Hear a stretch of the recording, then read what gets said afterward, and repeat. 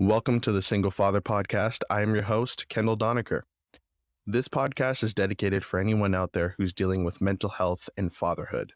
You'll hear about my struggles, my defeats, my victories, my highs, my lows, my triumphs, my tribulations, and everything in between. I like to call this a collection of journal entries into my struggle and adapting to single fatherhood. Without further ado, let's take a look inside my journal, the Single Father Podcast.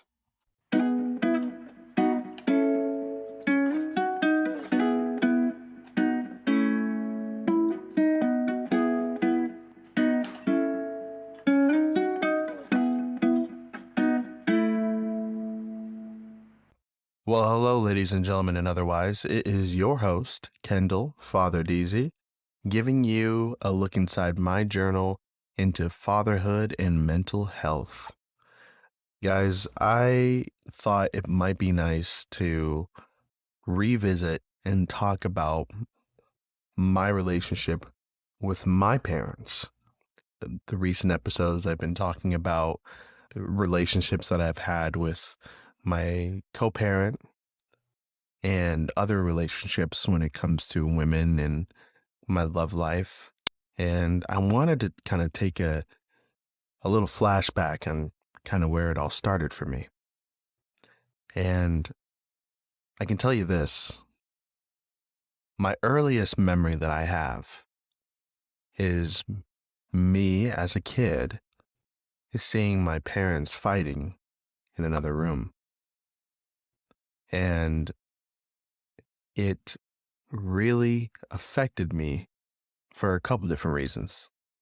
The main reason being, I think it's the first time that I've experienced trauma. You see, that memory that I'm thinking of, I remember me bursting into the room and my little hands just kind of attacking my dad as I knew that he was verbally berating my mother at the time. I said mother at the time like I switched mothers. No, I mean, just at that time, I remember feeling a sense of, I guess, defensiveness towards my mother and how I wanted to defend her and protect her. And as some of you know in past podcasts, my relationship with my father is a little bit complicated because at times I felt like he was just my friend and someone I can get along with and watch movies with. And then at other times I felt like he was the boogeyman, someone who constantly made me uncomfortable. And I really hated that about my childhood. But it wasn't just with him, it was also with my mother. I remember always feeling a little confused about my parents' relationship. My mother always seemed, I guess, careful, I would say. When I was younger, I remember my mom telling me that she was pregnant with twins. But I also remember her being really afraid to tell my dad. But it wasn't in like a cute way. It was like a genuine fear. And there's a couple different times that I felt that way. Another time was really kind of fucked up. I remember one moment where someone accidentally put a for sale sign in front of our house.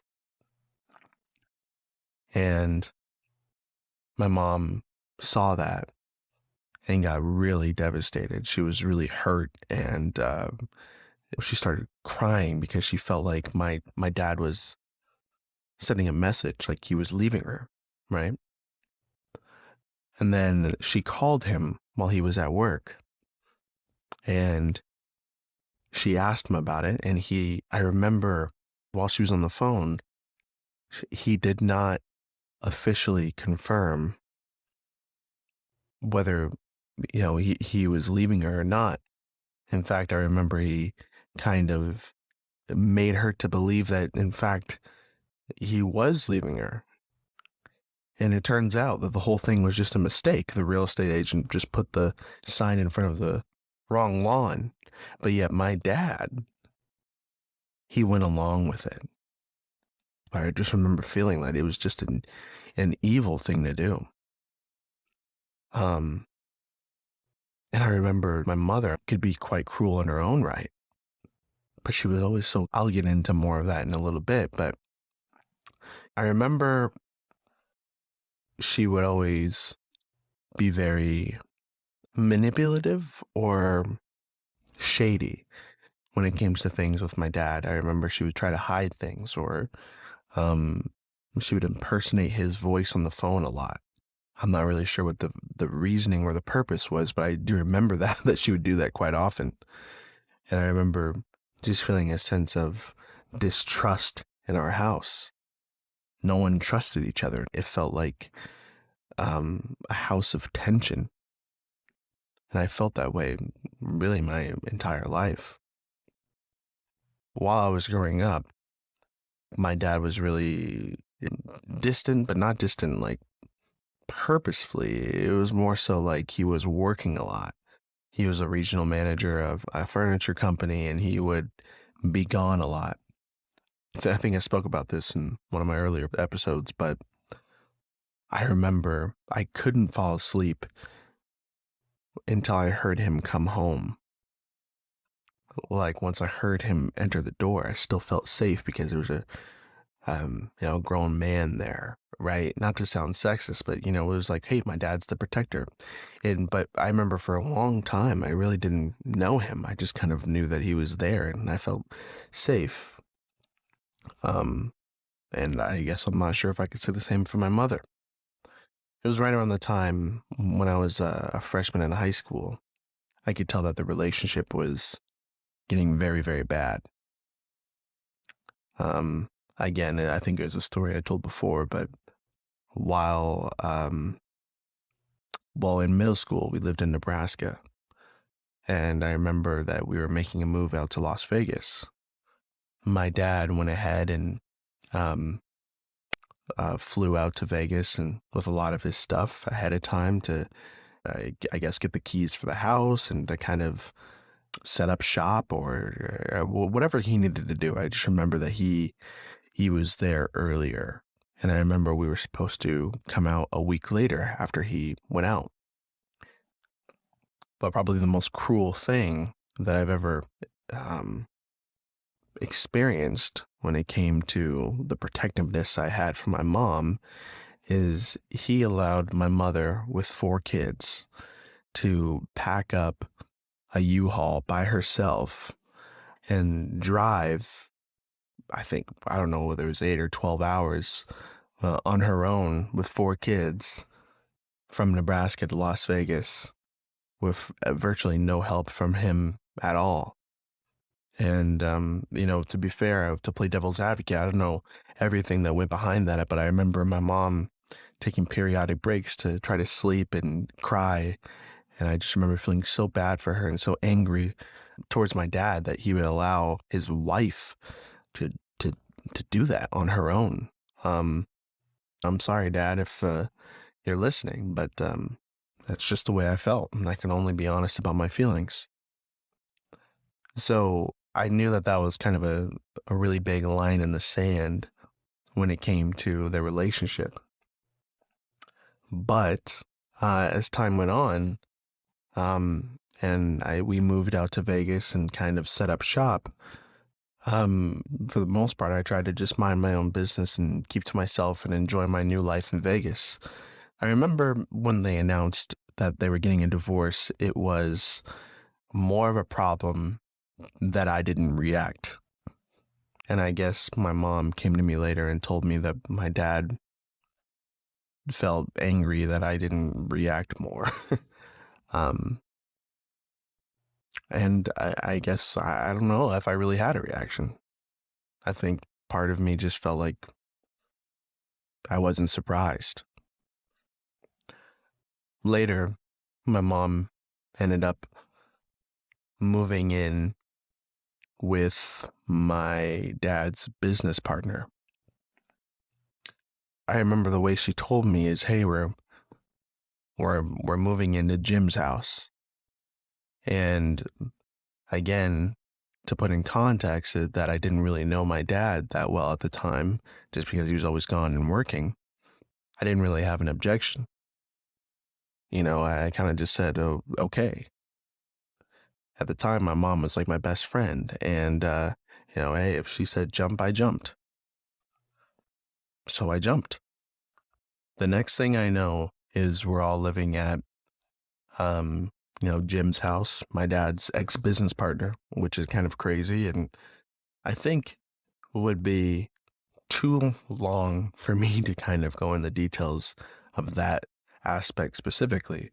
But I do know that I felt a little uncomfortable, but I trusted my mother. So I trusted that this was the right decision for all of us. But I admit I did feel uncomfortable. More so because as I think a month or two went by and they were trying to work out custody arrangements, I kind of felt that even though that she had a big problem with my dad, I felt like he really didn't do anything to me personally. He's still been there since my earliest memory, since I was born. So I felt like your problem with him is your problem, but it doesn't have to be my problem. So I reached out to my dad and I asked if I could go over his house. He said, of course. But it didn't really go over well with my mother. And from that point on, well, let's just say it was the start of the end of my relationship with my mother. As I was growing up, I've always heard things about my mom, but I think I've always dismissed them or put in the back of my head because, well, that's my mom, right? I trust and I love my mother, and there's nothing that anyone could ever say to me that's going to make me think differently about my best friend, my mother. You know what I mean? Every notion that she could be cruel, manipulative, and narcissistic, those words at the time, I wouldn't even relate to my mother in any way, shape, or form. It was ridiculous. But as time went on, I would see that it wasn't as ridiculous as I once thought. When I brought up to my mom that I wanted to start going over my dad's house, I remember her just using manipulative words like, wow, if you want to do that to me, then I guess go ahead. Or I can't believe that you would put me through that. Or something like, do you know everything your dad's done? I haven't even told you the half of it. By the way, I should clarify that never in my life have I ever seen my dad hit my mother. Verbal abuse, absolutely. More times than I could possibly count. But physical abuse, I've never seen it. But anyways, she was really defensive and upset that I wanted to go over his house, but nonetheless I did. The second time I went over to his house, I remember there was the first time that I've ever seen change in my mom. She started to become the monster I now think she is today. And I know that's not polite, but like I said, I can only speak my truth. She would try to blackmail and manipulate me and force me into situations that I wasn't comfortable with. I remember she told me that I wasn't allowed to take my computer over my dad's house because she wasn't comfortable with that at the time. And now what that means, your guess is as good as mine. And at the time, it was kind of a really big deal. Not only am I a high school kid, but I was a lifeguard at the time and I really wanted a laptop. And that was the first thing I bought with my own money. I saved up enough to buy a really nice Mac laptop and I carried it with me everywhere. So the fact that I couldn't have it was ridiculous. The fact that she wouldn't let me bring it over to my dad's house because it made her uncomfortable made absolutely no sense. But I kind of just said fine and let it go. And went to his house to visit. And when I came back, she said, if you ever go over your dad's house again, I think you and me's relationship is going to change. I kind of just ignored her and brushed it off, but I didn't know how right she would be. Because the next time I went over my dad's house, my dad pulled me aside and said, I don't know how to tell you this, but your mom reached out to me. And I said, okay, what? And he told me that while you were here, your mom went through your computer and saw pictures of your girlfriend naked on your computer and is threatening to basically show them to her parents. Essentially, my mom was blackmailing me into um, discontinuing my relationship with my father. And I remember just being so angry and hurt and confused. This is my mother. How could she ever do this to me? In fact, I thought it was so ridiculous and so out of left field, bizarre that he was just strictly making it up. I got kind of mad at him. I called my mom to confirm this, and she said, well, you're not talking to me much lately, and I think your dad's a bad influence on you, and now you have these naked pictures on your computer. I just think that maybe you'd be better off at my house. And the more you spend with him, I think the more compelled I would be to kind of tell your girlfriend's parents what's been going on. And it was just clear, pure blackmail. But I think because I was so flabbergasted and hurt, to me, it was like someone telling you Jesus Christ is across the street, and on Halloween, Jesus hands out candy with razors in them. Like, you'd be like, what the hell are you talking about? That's the most ridiculous thing I've ever heard. And I know that's a bad example, but that was kind of how I felt with my mother. I felt like what she was doing and what she was saying to me is so out of left field that I, I think I just snapped. I cussed her out and I said, you and your boyfriend can go fuck themselves. I'm calling you out on your bluff. I don't think you'll ever do this. And I hung up. I go to sleep. That morning, I wake up to about 30 calls and texts from my girlfriend. The very last text I got from her is, I'm sorry, my parents won't let me talk to you anymore. We have to break up and I have to block your number. And you can guess what happened. My mom showed her those pictures, and why we had to break up and all that jazz was kind of crazy, but I remember it was a really, really big deal. I called her dad to try to explain the situation and basically just saying that my mom was blackmailing me, and his response was kind of like, look, dude, not only do you have naked pictures of my daughter on your computer, if what you're telling me is true about your mother, then I'd rather not have my daughter around your family right now anyway. I remember that was it for me. That was fucking it. I mean, that was it. I cussed her out. I cussed her boyfriend out. And really just drew a line in the sand there. And I remember not shortly after that, she started telling my siblings things about me that simply weren't true. And let me give you some back context. Remember I told you guys earlier that I would always hear things about my mom? Well, some of the things that I heard were, again, kind of out there. So my dad, he's not my biological dad. I mean, clearly I'm black and he's white, but he's my dad. He's been there since I was born. His name's on my birth certificate, but he's not my biological dad. But to be clear, he's no stepdad or anything like that. He's my dad. All right, everybody get it? Good. But my biological dad, I remember hearing things about him back in the day.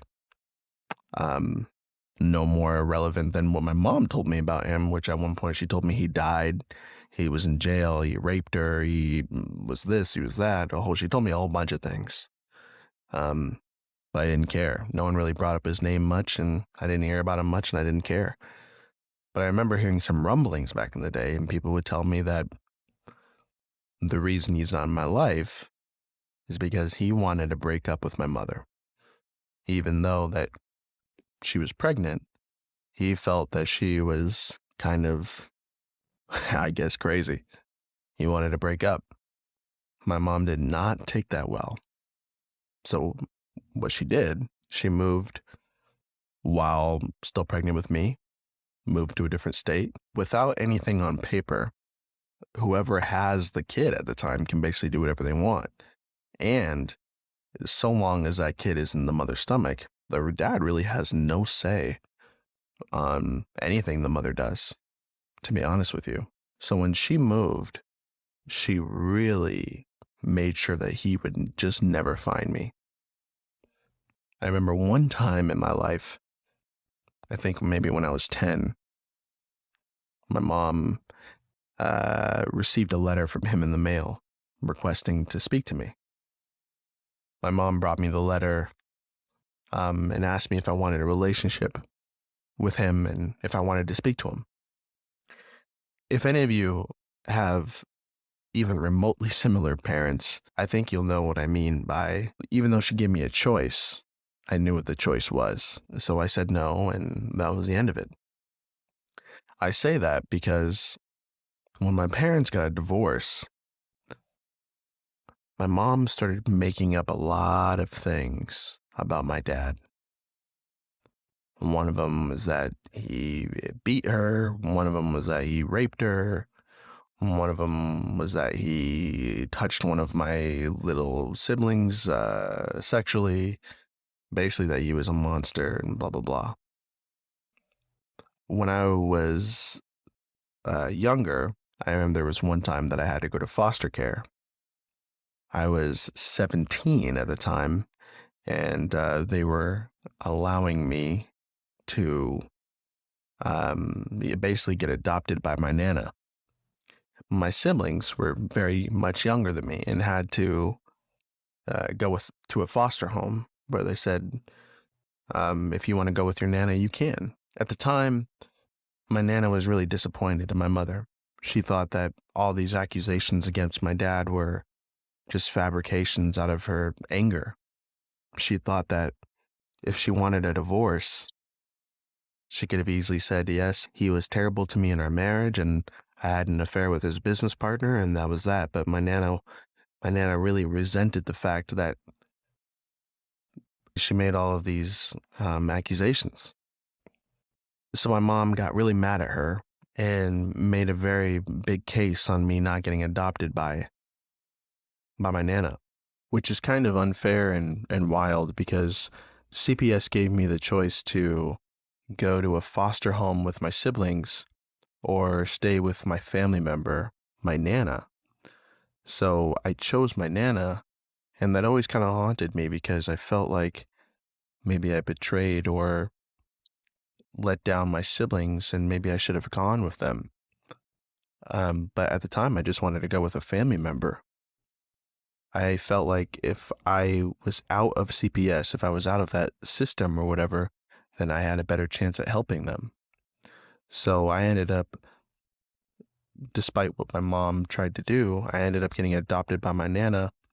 And I think my siblings were in the foster care system for about maybe 2 months until CPS kind of figured out everything and my mom got to pick them back up. When I really drew a line in the sand with my mom, she started telling my siblings a lot of things about me, saying that I hit her, saying that I was this, saying that I was that, and I'm the spawn of the devil. You get the pattern? Every time my mom gets upset with people, she makes accusations up against them. Anytime she feels backed into a corner, she starts saying things and tries to manipulate people, and on and on and on it goes. I remember at the time feeling so devastated. Now, due to the um, serious accusations against my dad, my siblings weren't visiting my dad at the moment until, they kind of went to court and figured it all out. So while my parents were going through their custody battle, um, things got a little tense. Going back a little to the time that I was staying with my dad after my mom did the whole blackmail thing, my dad felt like he needed help and felt like he needed my help in the taking down my mother. Now, here's the thing. Did I feel like what my mom did was horrible and evil? Absolutely. But would I help my dad into taking my siblings away from my mother? Would I get involved in their court battle in any way, shape, or form at all? No. I just didn't want to. I didn't want to be involved. Whatever their drama, whatever their nonsense was, I felt like it had nothing to do with me. But my parents felt differently. This podcast is sponsored by Keys AI. Guys, if you're single or struggling with dating, I think you're going to be very interested in what I have to say next. If you've ever used a dating app, you know that they're a huge pain. But what if I told you that there was a virtual wingman that worked on every dating app? That's exactly what the guys over at Keys AI have built. Keys AI is your virtual wingman that suggests exactly what to say to land your next match. I've used Keys AI on Tinder, Bumble, and Hinge, and let me tell you, it is an absolute game changer. I won't even use dating apps without it now. If you want to start getting more dates immediately, then download Keys AI for free at thekeys.ai or search Keys AI in the App Store. Guys, what are you waiting for? Download this app today. If you haven't heard about Anchor by Spotify, it's the easiest way to make a podcast, with everything you need in one place. Let me explain. Anchor has the tools to allow you to record and edit your podcast right from your phone or computer. When hosting on Anchor, you can distribute your podcast on listening platforms like Spotify, Apple Podcasts, and more. It's everything you need in one place. And best of all, Anchor is totally free. Download the Anchor app or go to anchor.fm to get started.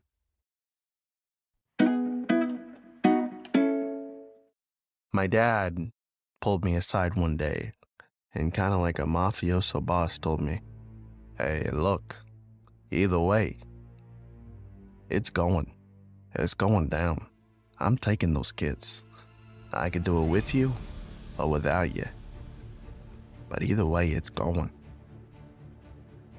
And I felt so angry because he really said it in such a smug way, like a matter of fact. And look, I hated my mom at the time, but I would never do that. But he wanted my help, right? He wanted me to testify in court about things that speculations and just about things that I wasn't comfortable with and things I just really wanted no part of. And I refused. And we got in a big argument on Christmas, actually, believe it or not. We got in a big fist fight. Cops came and told us, no charges were going to be filed, but said it was best if I went and lived with my mother. Now, in my head, me and her, after what she did to me, if I go back to her now, I think I'll be in a living nightmare of a hell. I was afraid. I begged and begged and begged the cops, "Please don't take me to my mom. Please." I said, "Well, son, we have no choice." Again, like a mafia boss, the cops took me aside and said, "Either way, look, son, you're going." So they took me to my mom's house. My mom opened the door with the most nicest, warming presence you could ever experience. But everyone who has a mom You know what I'm talking about. They're nice on the phone, they're nice to other people, but once that door closes, you know you're in for it. At this point, I haven't seen my mom, I think, in about maybe 2 months, 3 months. She opens the door, greets the cops, says how awful it was, and says that she'll take good care of me. When she closed the door, the first thing she says to me, "How did that work out? Now we play by my rules." I mean, the way she said it sounded straight out of a movie. Like, who says that? I remember being so afraid. Her boyfriend, Jim, I remember him standing there, kind of observing and monitoring what we were saying, just in the background. I felt like I felt like it's kind of like the Wizard of Oz, where he's like the grand wizard behind the curtain, just kind of controlling everything. That's kind of what I saw him as. But my mom was talking to me and made me feel so uncomfortable. She said, "There's your room. You can go in there. Um, Keep the door open." She's like, "Anytime you make a call, I want to listen to it from now on." I mean, it was very uncomfortable. When I say the time that I spent there was a living nightmare and a hell, it really was. It's probably the most uncomfortable I've ever been in my entire life. Each day was just a mind game and a manipulation push with my mom. It was terrible and frightening. I felt so scared, but mostly scared because I didn't recognize the woman that was in front of me claiming to be my mother. She was completely someone different from the best friend that I once knew. I knew that now she was capable of anything, and I don't know what that meant for me. I remember one night I called a lawyer, and I asked if he could help me with emancipation.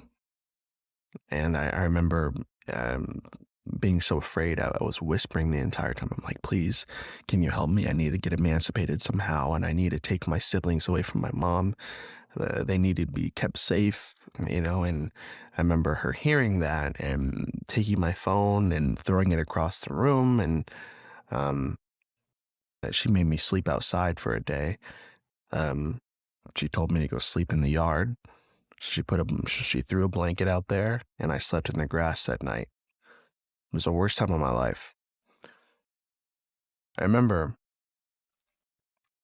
one day, and I'm not sure if I spoke about this in an earlier podcast, but I remember one day she calls me up to her room. She asked me a question about my dad. She said, "And that's why, you're this and this, and remember when your dad did that?" And I shook my head, yes. It was something crazy stupid. It was like a stupid thing she asked me. She was like, "Remember when your dad did that?" And I shook my head, yes. And she's like, "Answer me." And I said, "Mm-hmm." And then she said, "What does that mean? I need you to tell me, yes, do you remember?" I'm thinking, like, something's off here. She's acting weird. She asked me a weird ass question. I answered her twice, but she needs me to verbally tell her yes. It was weird. I look around the room, and in between me and my mother was a nightstand, her bed, and then her on the other side. On the nightstand was her phone. I thought, there's no way my mom, no. Not 1 inch of a step did I take until my mom leaped over the bed, jumped on her bed, threw herself at her phone. We wrestled for about 2 seconds, but I didn't need to wrestle her phone. Like, I knew what I've already suspected. She was recording me. She wanted to record me if she couldn't get my consent to testify. And yeah, both of them were asking me to testify at the time. They wanted me to say things against the other.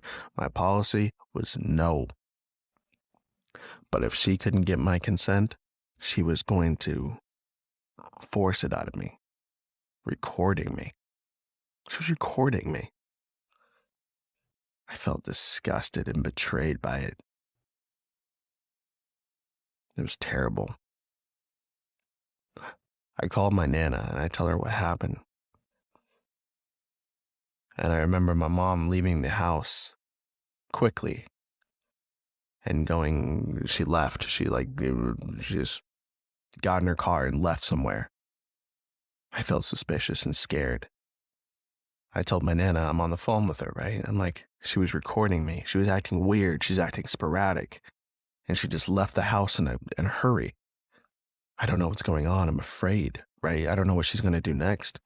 At this point, I'm thinking maybe this woman could come back with a gun and shoot me and I wouldn't be surprised. She comes back and she has a brace on her hand. She comes back. It was kind of silly. It just, belief-wise. She comes back, she walks in the house with a brace on her hand. She comes in with a CVS bag and a soda in the bag as well. She went to CVS, got a brace, and then proceeded to tell everyone that I broke her hand trying to wrestle for the phone. After that, I remember thinking, my God, this woman either wants to see me in jail or see me dead. If I'm not following her, I am truly against her, son or not. Oh my God, it was so crazy. And she told all my siblings that as well. I'm living there and they're already thinking that I'm the spawn of the devil, right?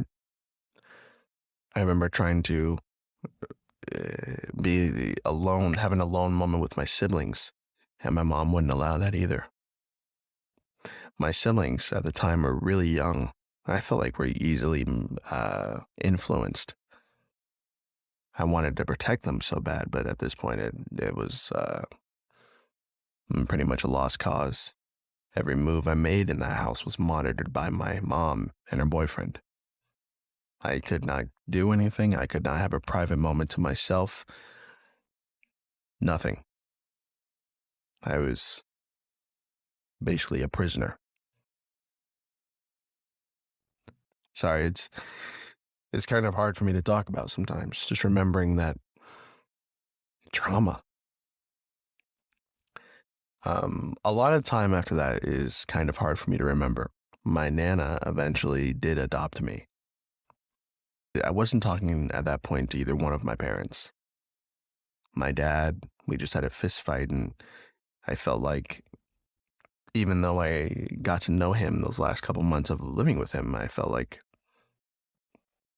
every time you try to reel me in with kindness, you just remind me that you're the boogeyman. You get so angry and you let everyone know it. His anger issues and how he treats women. I mean, I loved my dad, but to me, it just reminds me of a story my Nana recently just told me, actually. And it's that a woman sees a snake drowning in the water. She picks up the snake and brings it into her home, feeding it, taking care of it, bathing it, cleaning it, giving it a comfortable place to stay. And then after all of that, the snake bites her with a poisonous venom. She looks at the snake while she's dying and says, "Why? Why did you do this to me after everything I've done for you?" The snake looks at her and says, "You knew exactly what I was when you took me into your house." And with my mom,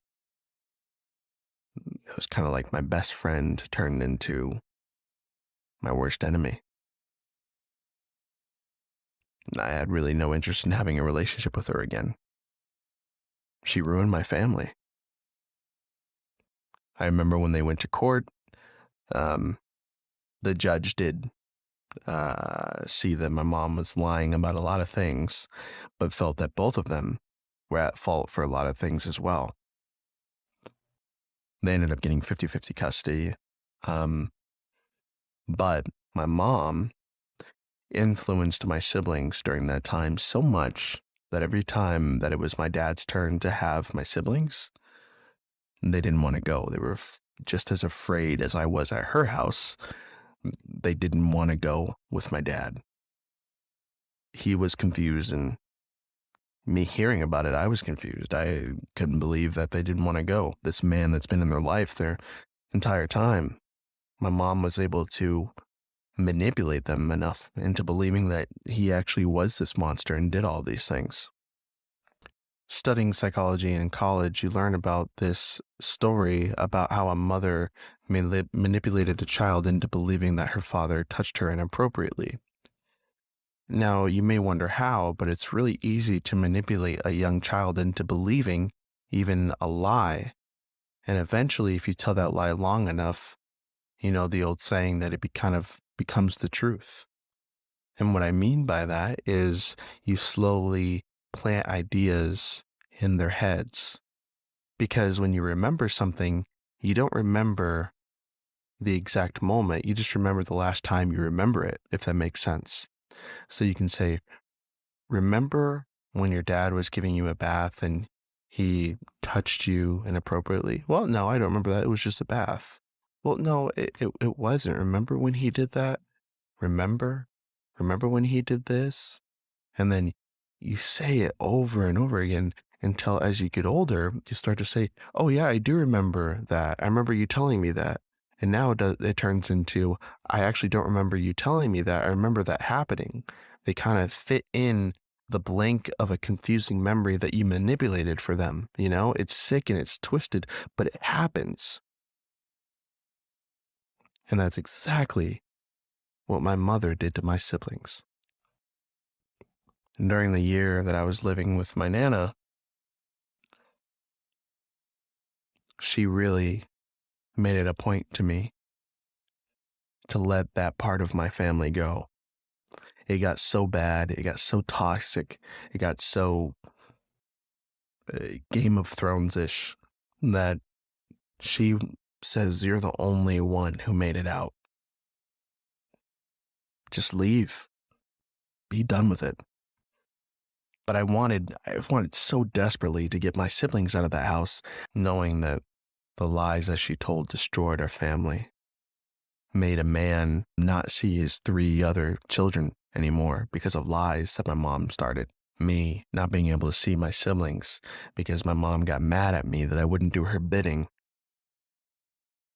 and being virtually unable to have a relationship with them ever again. Sorry again, it's hard to talk about.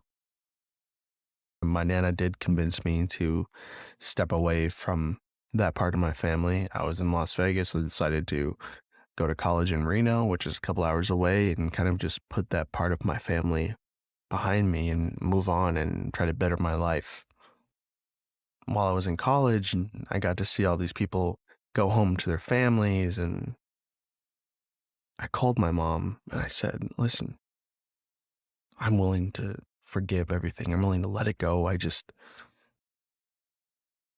me talk to my siblings. Tell them the truth. Tell them the truth.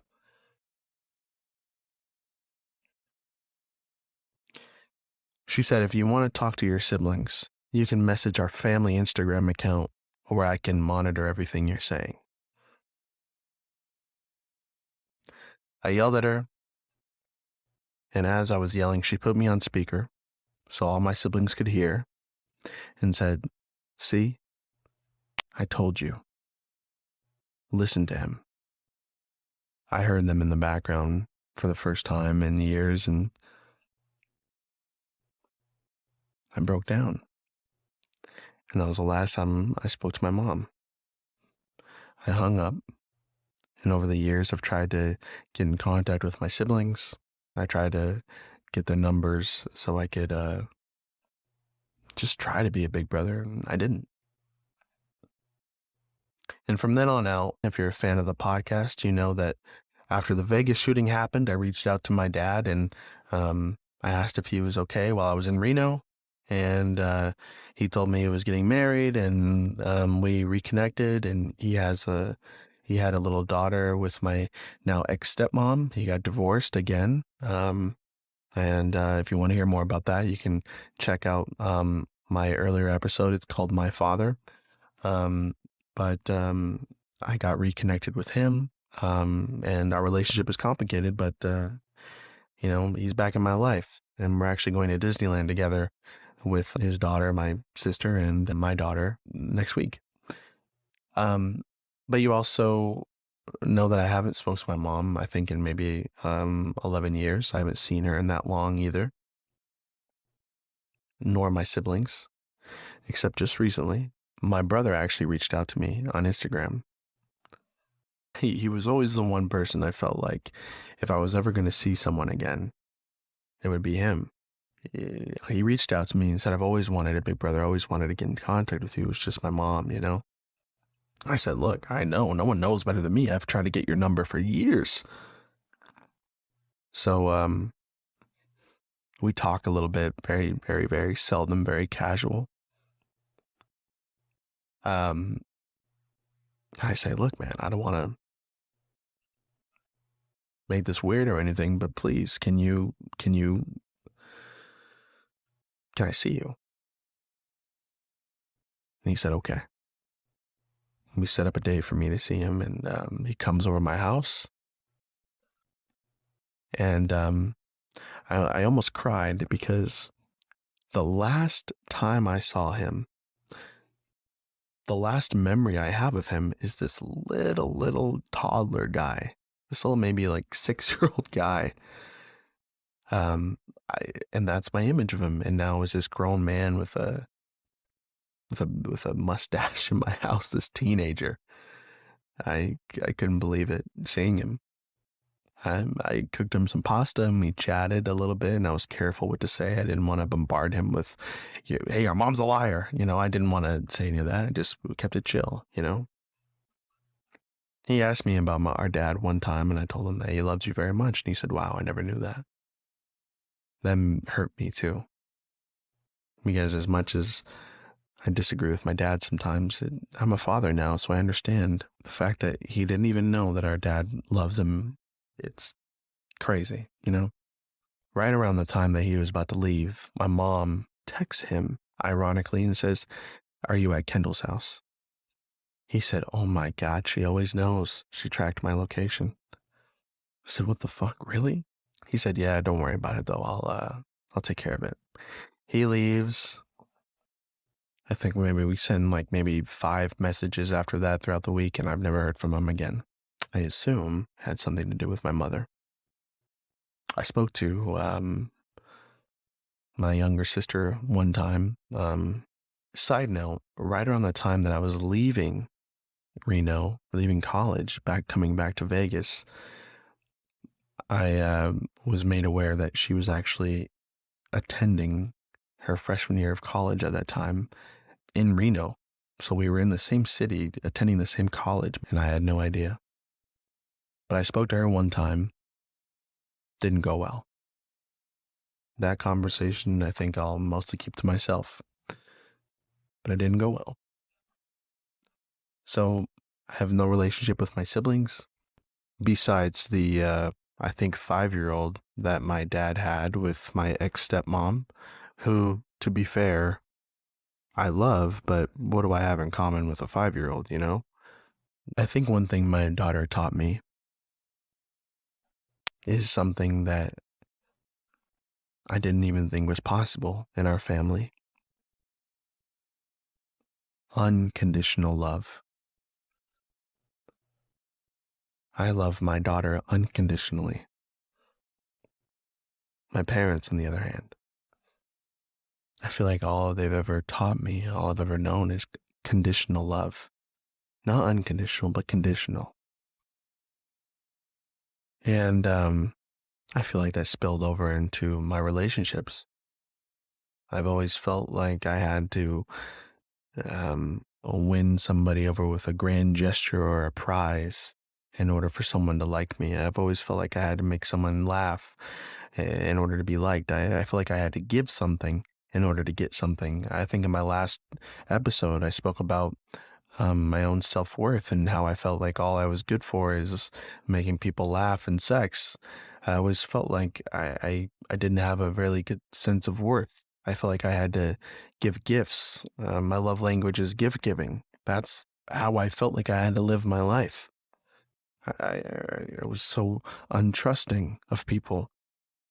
That's why I speak about again with my baby mama and how I wasn't able to give her everything that she wanted in our relationship because I felt like I had to keep my options open because I was afraid of giving everything to someone and having them hurt me in a way that I never wanted to feel again. My dad, he taught me a lot of horrible things, most importantly, how to treat women.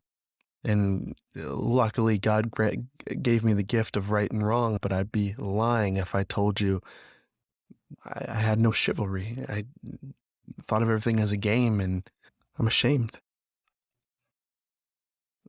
I didn't do anything crazy, mind you, but I'm ashamed of a lot of my actions. And I remember looking into my daughter's eyes and just believing, just knowing that things had to be different. And I remember feeling so incredibly in pain that I followed a similar path and I'm co-parents with my baby mama, right? No, speak about this quite often. I feel like a lot of things attributed to that, but I'll admit, I feel like most of it was my fault.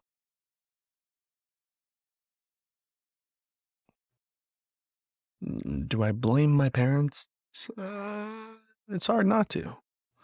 Hey, I'm the captain of my own ship, right? We all are in charge of our own paths.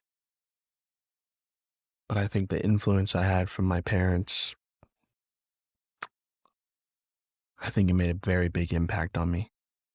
I think it affected me in a very terrible way. I have trauma, I have anxiety, I have mistrust, I have distrust, I have pain, I have I have an emptiness that I still need to work at with therapy, counseling, and healing. And to any of you who are parents out there,